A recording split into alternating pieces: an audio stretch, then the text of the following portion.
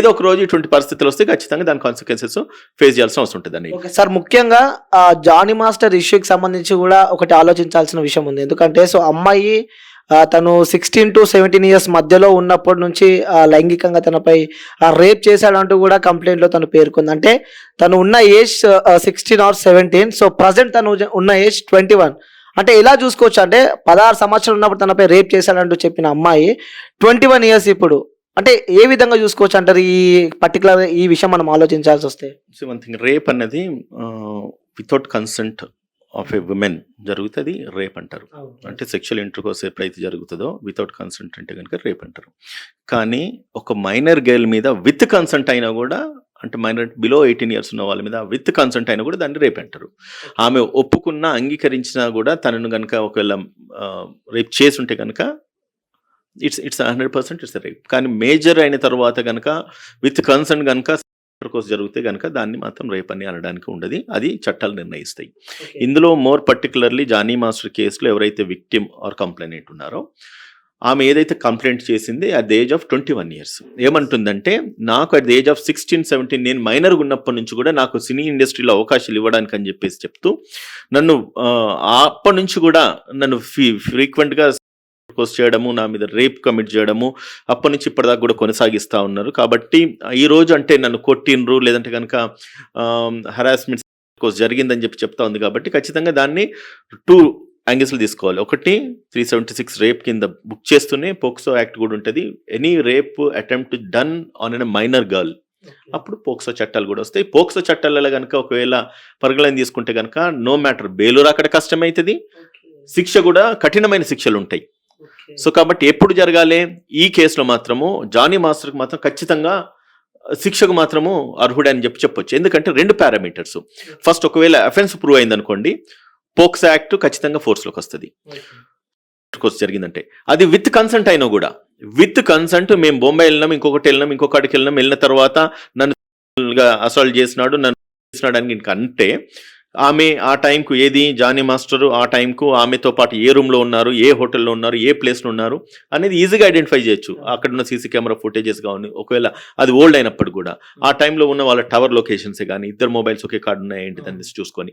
So ఇటువంటి సిచ్యువేషన్స్లో ఏమైతే అంటే ఖచ్చితంగా అఫెన్స్ మేకౌట్ చేసుకోవడానికి, అఫెన్స్ ప్రూవ్ చేసుకోవడానికి, దాని యొక్క ఎవిడెన్స్ ఎస్టాబ్లిష్ చేయడానికి అని చెప్పేసి ఖచ్చితంగా ఇవన్నీ కూడా పరిగణలోకి తీసుకుంటే కనుక జానీ మాస్టర్ కేసులో మాత్రం ఇప్పుడున్న సర్కమ్స్టెన్స్లో మాత్రం ఖచ్చితంగా ఆయనకైతే శిక్ష పడుతుంది. అందులో ఏమాత్రం డౌట్ లేదు. అంటే మైనర్ తను ఇష్టంతో చేసుకున్నా కూడా పక్క కేసు అయితే పడుతుందని చెప్పి అంటున్నారు. 100% మైనర్ గర్ల్ విత్ కన్సెంట్ జరిగినా కూడా అది 100% శిక్ష పడుతుంది. అమౌంట్స్ టు రేపే అండ్ ఇంక్లూడింగ్ పోక్సో యాక్ట్ కూడా ఇంక్లూడ్ అవుతుంది. ఈ జానీ మాస్టర్ ఇష్యూకి సంబంధించి కూడా పోక్సో అలాగే కొన్ని కేసులు నమోదైనాయి. సో ఎలా ఉంటాయి దీనికి సంబంధించి సీక్వెన్సెస్ ఎలా ఉంటాయి? లైక్ ఎన్నేళ్ళు అంటే కొన్ని సందర్భాల్లో కొన్ని మీడియా రంగంలో మనం చూస్తున్నాం, లైక్ 7 years 10 years అంటూ కూడా చూస్తున్నాం. అసలు వాస్తవంగా ఎన్ని ఇయర్స్ శిక్ష పడే అవకాశం ఉంది ఈ సెక్షన్లకు సంబంధించి, అలాగే ఈ పోక్సోకి సంబంధించి? అఫెన్స్కు 10 years ఉంటుంది. ఒకవేళ if it is minor girl అంటే లైఫ్ ఇంప్రిజన్మెంట్ కూడా పడే అవకాశాలు ఉంటాయి. అటువంటి కేసెస్ చాలా ఉన్నాయి. నేను కొన్ని కేసులు చేసిన మన మీడియా ఛానల్స్ కూడా చాలా టెలికాస్ట్ అయినాయి. పోక్సో యాక్ట్స్లో ఎవరి మీద అయితే జరుగుతుంది, చిన్న పిల్లల మీద జరిగినప్పుడు ఒక కేసులో 20 years, అంటే నేను చేసిన కేసులోనే 20 years ఇంప్రిజన్మెంట్ పడ్డది కూడా మనం ఒకసారి గుర్తు చేసుకోవాల్సిన అవసరం ఉంటుంది.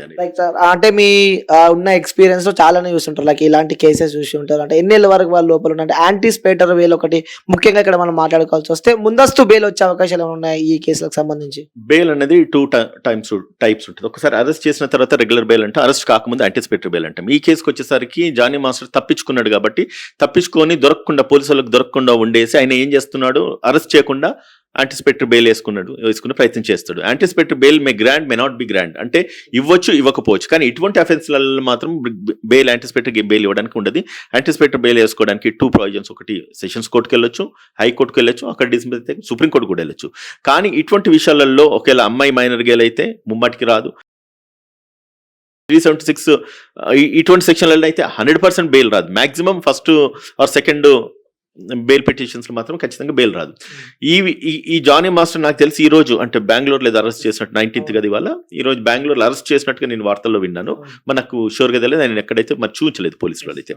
సో ఈ దీంట్లో అరెస్ట్ చేసిన తర్వాత కూడా బెయిల్ రావడం కూడా చాలా కష్టమవుతుంది. సో యాంటిసిపేటరీ బెయిల్ అన్నది ఇంకా నాకు తెలిసి అరెస్ట్ అయినాడు కాబట్టి రూల్ అవుట్, ఇంకా ఆప్షన్ లేదు. కానీ ఒకవేళ అరెస్ట్ చేసి ఉంటే కనుక మినిమము ఛార్జ్ షీట్ ఫైల్ చేసేంత వరకు కూడా బెయిల్ రావడానికి కష్టమే. ఒకవేళ కోర్ట్ డిస్క్రిషనరీ మీద కూడా బెయిల్ అనేది మ్యాటర్ ఆఫ్ రైట్ కాబట్టి కోర్ట్ డిస్క్రిషనరీ మీద ఇవ్వచ్చు. అంటే బెయిల్ యొక్క ప్రామినెన్స్ ఏంటంటే అనిల్, ఒకవేళ అక్యూజ్ను అరెస్ట్ చేయకుండా బయట ఉంచితే ఎవిడెన్స్ ట్యాంపర్ చేయడమో, లేకపోతే కనుక విట్నెస్ని ఇన్ఫ్లుయెన్స్ చేయడమో, లేదంటే ఈ అమ్మాయిని మళ్ళీ థ్రెటన్ చేయడమో, ఈ అమ్మాయిని బెదిరించడమో, లేకపోతే చంపేస్తాను బెదిరించేసి కేసు విత్డ్రా చేయించడం అని చెప్పడము. సో ఇటువంటి కొన్ని జరుగుతూ ఉంటాయి కాబట్టి ఖచ్చితంగా అటువంటి సర్కమ్స్టాన్సెస్లలో బెయిల్ అయితే ఇటువంటి కేసెస్లలో ముమ్మాటికి రాదు. అండ్ ఖచ్చితంగా అరెస్ట్ ఉంటుంది. ఒక 2 నెలలు 3 నెలలు మాత్రం ఖచ్చితంగా ఈ కేసెస్లో జైలు శిక్ష అంటే అండర్ ట్రయల్ ప్రిజన్ కింద ఉండాల్సిన అవసరం ఉంటుంది. అంటే 2-3 మంత్స్ తర్వాత మళ్ళీ బయటకు వచ్చే బెయిల్ పైన బయటకు వచ్చే అవకాశాలు ఉన్నాయంటారు ఈ కేసు? ఖచ్చితంగా ఉంటుంది. బెయిల్ మ్యాటర్ ఆఫ్ ఖచ్చితంగా బెయిల్ దొరుకుతుంది. ఇందో బెయిల్ దొరకదు అనడానికి లేదు. బట్ ఎప్పుడు బెయిల్ వస్తుంది అన్నది మాత్రమే ఒక సంకేతం. అదొకటి. అంటే ఈ జానీ మాస్టర్ ఇష్యూకి సంబంధించి కూడా అమ్మాయి చెప్పిన విషయాలు ఏదైతే కేసు బాధితురాలు ఉన్నదో, సో వీళ్ళ వైఫ్ జానీ మాస్టర్ వైఫ్ కూడా సో తను ఫోర్స్ చేసింది, ఏదైతే వాళ్ళ హస్బెండ్ కి సంబంధించి కూడా తను ఫోర్స్ చేసింది అంటూ కూడా వార్తలు వస్తున్నాయి. అంటే వాళ్ళ వైఫ్ పైన కూడా కేసు పెట్టే అవకాశాలు ఏమైనా ఉన్నాయా? ఒకవేళ పెడితే ఎలాంటి కేసులు వర్తిస్తాయి ఈ అమ్మాయికి? వన్ థింగ్, అలిగేషన్స్ చేయొచ్చు. అండ్ మనం ఎప్పుడు కూడా బయాస్డ్ టు వన్ సైడ్ ఉండొద్దు. ఇద్దరు అమ్మాయి సైడ్ కానీ అబ్బాయి సైడ్ కానీ బయాస్డ్ ఉండొద్దు. ఏ వైఫ్ కూడా ఎప్పుడు కూడా భర్తను సపోర్ట్ చేస్తూ ఇంకొక లేడీని ఇంటర్కోర్స్ చేయలేదు అమ్మాయితో గడుపు అని మాత్రం ఏ వైఫ్ అనేది. ఒకవేళ కేసు యొక్క గ్రావిటీ పెంచడానికి అని చెప్పేసి ఫ్యామిలీ మెంబర్స్ని కానీ, లేకపోతే వైఫ్స్ని కానీ, లేకపోతే ఇంకెవరినన్నా ఇన్వాల్వ్ చేసే అవకాశాలు ఉంటాయి. బట్ డ్యూ కోర్స్ ఆఫ్ ఇన్వెస్టిగేషన్లో అది తేలిందంటూ ఆ అమ్మాయిని ఎఫ్ఐఆర్లో చేర్చరు. లేదు ఫర్ ఎనీ రీజన్ ఎఫ్ఐఆర్లు చేయించినా కూడా ఛార్జెస్ ఫ్రేమ్ చేసేటప్పుడు, ఛార్జ్ షీట్ వేసేటప్పుడు ఆయన వైఫ్ను తీసేసే అవకాశాలు ఉంటాయి.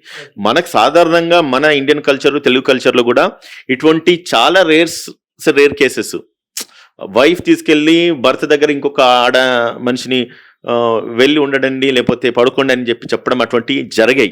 కానీ ఈ కేసులో ఒకవేళ అంటే నేను చూస్తున్న న్యూస్లలో ఒకవేళ ఆ లేడీ కనుక, ఆ వైఫ్ కనుక ఉండి దగ్గరుండి వాళ్ళ హస్బెండ్తో స్పెండ్ చేయమని అన్నది, అటువంటి సిచ్యువేషన్లో ఆమె కూడా ప్రోక్ చేసిందంటే ఆమె మీద కూడా అబేట్మెంట్ కింద, అంటే ఈయన ఏదైతే నేరం చేస్తున్నారో అబేట్మెంట్ ఆఫ్ రేప్ కింద ఆమె కూడా కేసు బుక్ చేయొచ్చు. ఈయన పడుతున్న శిక్షలు సగం శిక్ష ఆమె కూడా పడుతుంది. అంటే ప్రతిసారి నన్ను కొట్టేవాడు బాధితురాలు, ప్రతిసారి నన్ను కొట్టేవాడు, నన్ను ఎప్పుడు హింసించేవారు, సో మానసికంగా అంటే ఉదాహరణకు మనం చూసుకుంటే క్యారవాన్ లో కూడా నాతో కోసం వచ్చేవాడు అనే వర్షన్ కూడా మనం చూస్తున్నాం. అంటే తనను కొట్టాడు కాబట్టి మానసికంగా నన్ను ఇబ్బంది పెట్టాడు అని చెప్పి కూడా అమ్మాయి చెప్పడం మనం చూస్తున్నాం. అంటే దీనికి సంబంధించి కేసులు ఇంకేమైనా యాడ్ అయ్యే అవకాశాలు ఉన్నాయంటారు మరి? అందులో ఆల్రెడీ 323 పెట్టినాడు. అంటే 323 పెట్టినట్టుకున్నారు. అంటే కొట్టినట్టుగా అరెస్ట్ చేసినట్టు క్రిమినల్ ఇంటిమిడేషన్ 506 పెట్టిండ్రు, 376 పెట్టిండ్రు. దాని తర్వాత ఒకవేళ అమ్మాయి కనుక మైనర్ టైంలో ఉన్నప్పుడు రేప్ జరిగిందని అంటే కనుక పోక్స్ యాక్ట్ కూడా పెడతారు ఇదివరకు చెప్పినట్లుగా. కానీ ఒకటి చూడాలి అని, ఇప్పుడు ఒక అమ్మాయిని కొట్టి వేధించి తిట్టి ఇన్ని సంవత్సరాల నుంచి చేస్తూ ఉన్నప్పటికి కూడా ఆ అమ్మాయి అప్పుడే ఎందుకు బయటికి రాలేదు? ఇవన్నీ కూడా కోర్టులో ఖచ్చితంగా వీళ్ళు డిఫెన్స్ సైడ్ లాయర్స్ ఎవరైతే ఉంటారో, జానీ మాస్టర్ సైడ్ అడ్వకేట్ అయితే ప్రూవ్ ఆయన ఖచ్చితంగా ఆర్గ్యూ చేస్తారు, వాళ్ళు అడ్వకేట్ ఆర్గ్యూ చేస్తారు కదా, విత్ కన్సర్న్ వితౌట్ కన్సర్న్. అంటే ఒకవేళ మైనర్గా ఉన్నప్పుడు అయితే నేను ఇద్దరు చెప్పినట్టుగా no chance, no excuse. Major అయిన తర్వాత కనుక నన్ను కొట్టిండు, లేదంటే కనుక కొట్టి నాకు కోర్స్ జరిగింది అని కనుక అమ్మాయి కనుక కంప్లైంట్ ఇచ్చి అది ఎస్టాబ్లిష్, అంటే మైనర్ 2 కోణాలు, మైనర్గా ఉన్నప్పుడు ఇంటర్ కోర్స్ జరిగిందా లేదా, మేజర్ అయిన తర్వాత జరిగిందా లేదా, ఎప్పుడు జరిగింది, అసలు జరిగిందా లేదా, ఇవన్నీ కూడా నిర్ధారించాలి. దాని తర్వాత విత్ కన్సర్న్ జరిగిందా, విత్ కన్సర్న్ జరిగినప్పుడు మైనర్గా ఉన్నప్పుడు జరిగిందా, విత్ కన్సర్న్ విత్ మేజర్గా ఉన్నప్పుడు జరిగిందా, ఇవన్నీ కూడా డ్యూ కోర్స్ ఆఫ్ ఇన్వెస్టిగేషన్లో ఎంక్వైరీలు ఇవన్నీ తేలాల్సిన అవసరం ఉంటుంది. సో అటువంటి సిచ్యుయేషన్స్లో ఈయన కొట్టి హరాస్ చేసినప్పుడు ఈమె అప్పుడే ఒకవేళ బయటకు వచ్చి కనుక ఎక్స్ప్రెస్ చేసి ఉండుంటే కేసు యొక్క గ్రావిటీ పెరిగేది. అప్పుడు బయటికి రాకుండా ఇప్పుడు వచ్చేసి ఎక్స్ప్రెస్ చేస్తుంది. అంటే వాళ్ళిద్దరికి ఏదైనా టర్మ్స్ కుదరలేదు, లేదంటే కనుక వాళ్ళిద్దరు అండర్స్టాండింగ్ కుదరలేదు, ఇన్నాళ్ళు కలిసి గడిపినారు, సో ఇప్పుడు ఏదైనా డిఫరెన్సెస్ వచ్చినాయి అంటే అటువంటి థాట్ కూడా కోర్టు ఇంటర్ప్రిట్ చేసే అవకాశాలు ఉంటాయి. అటువంటిప్పుడు విత్ కన్సర్న్ రేప్ జరిగిందని అంటే మాత్రం దానికి శిక్ష ఉండదు.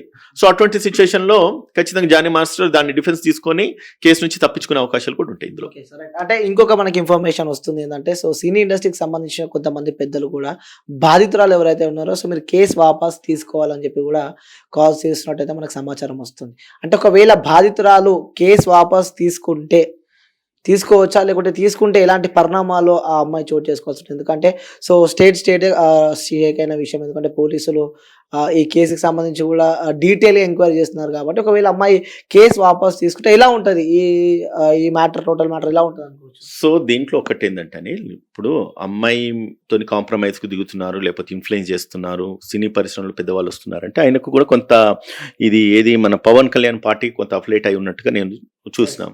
సేమ్ టైం ఎప్పుడైతే న్యూస్ బయటకు వచ్చిందో ఇమీడియట్గా పార్టీని సస్పెండ్ చేసినట్టుంది. ఎప్పుడైతే పార్టీకి వెళ్ళి సస్పెండ్ అయిందో పార్టీలో ఆయన ఒక రోల్ ఉన్నదన్నట్టే. ఎప్పుడైతే పార్టీలో ఒక రోల్ ఉన్న తర్వాత ఇప్పుడు పవన్ కళ్యాణ్ గారు డిప్యూటీ సీఎం హోదాలో ఉన్నారు కాబట్టి ఖచ్చితంగా ఈ కొంత ఇన్ఫ్లుయెన్స్ చేస్తారు. ఆయనకున్న నెట్వర్క్ ఏది జానీ మాస్టర్కు ఉన్న నెట్వర్క్ వాళ్ళు కొంచెం ఇన్ఫ్లుయెన్స్ చేసే అవకాశాలు ఉంటాయి. ఇన్ఫ్లుయెన్స్ చేసినంత మాత్రాన కేసును కొట్టివేయాలి అండ్ కొట్టేయడం అంత ఈజీ అయితే కాదు.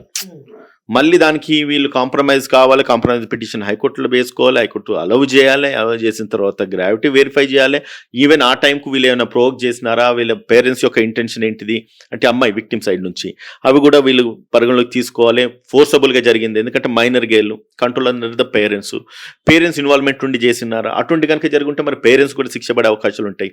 ఇవాళ నువ్వు కాంప్రమైజ్ అయిన తర్వాత రేపు ఏమవుతుంది, కేసు క్లోజ్ అయిన తర్వాత ఈయన నష్టపరిహారం కూడా వేయచ్చు, డిఫమేషన్ కేసు ఫైల్ చేసుకోవచ్చు, నా ఇటువంటి రాంగ్ ఆరోపణలతో నన్ను కోర్టుకు లాగిందని చెప్పేసి చెప్పుకోవచ్చు. సో అటువంటివి కూడా జరుగుతాయి కాబట్టి అటువంటి పరిణామాలను ఎట్లా హ్యాండిల్ చేయాలనేది కూడా ఆలోచించాల్సిన అవసరం ఉంటుంది. సో ఇటువంటి సిచ్యువేషన్స్లో ఇటువంటి కేసులో ఎంత పెద్దోళ్ళు ఇన్వాల్వ్ అయినా ఎంత ఇన్ఫ్లుయెన్స్ చేసినా కూడా ఒకవేళ అమ్మాయి కనుక కాంప్రమైజ్ అయ్యేసి కనుక కేసు విత్డ్రా చేసుకోవడం ఈజీ కష్టమే. ఒకవేళ కాంప్రమైజ్ అయ్యి కేసు విత్డ్రా చేసుకున్న తర్వాత దాని తర్వాత కాన్సిక్వెన్సెస్ రెప్లికేషన్స్ ఎట్లుంటాయి అనేది ఇప్పుడు ఇంటర్ప్రిట్ చేయలేము, ఇప్పుడు ప్రెడిక్ట్ చేయలేము. సో దీన్ని అన్నింటిని ఆలోచించి దీన్ని అన్నింటిని దృష్టి పెట్టుకోవాల్సిన అవసరం ఉంటుంది కదా. సో అటువంటి సిచ్యువేషన్స్లో ఖచ్చితంగా